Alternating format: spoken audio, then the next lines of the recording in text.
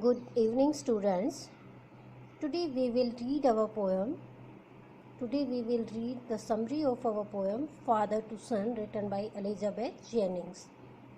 This poem is a comment on relationship in the modern world. ये जो कविता है father to सन, इसमें पिताजी अपने बेटे से कुछ एक्सपेक्टेशंस रखते हैं और मॉडर्न वर्ल्ड जो आधुनिक संसार है उसमें आजकल रिश्तों का संबंध कैसा हो गया है उसके बारे में कमेंट करता है, बताता है. In this poem of father is speaking. इस कविता में पिताजी हैं वो बोल रहे हैं. He and his son have lived in the same house for years. इस कविता में पिताजी और उनका बेटा कई सालों से एक ही घर में रह चुके हैं.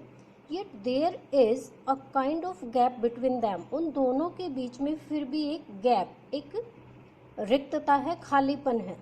The seed of understanding is either dead.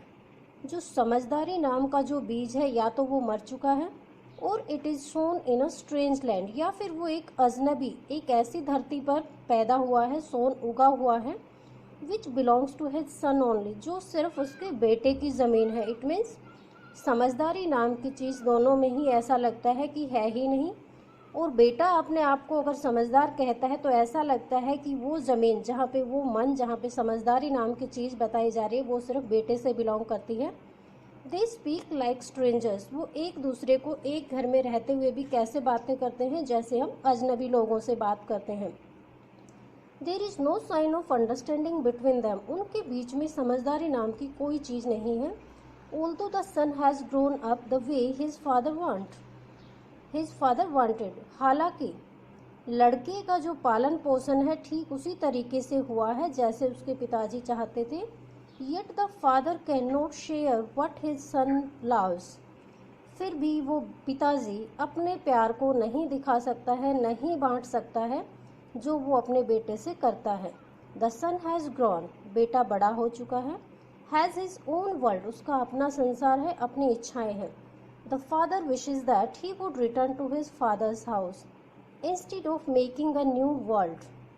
उसके पिताजी चाहते हैं कि मेरा बेटा जो अपने सपनों का संसार बसाना चाहता है वो उसी घर में रहे और उसी घर को अपने सपनों का संसार बनाए.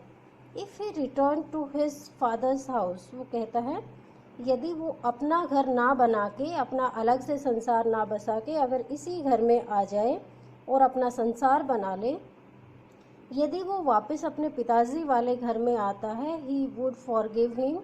पिताजी उसको माफ़ कर देंगे. And would revive the old love. और फिर से उस पुराने प्यार को जीवित करेंगे जो बचपन में एक फादर और एक बच्चे के बीच में था, एक बेटे और पिता के बीच में था. The father says he and his son have to live on the same land.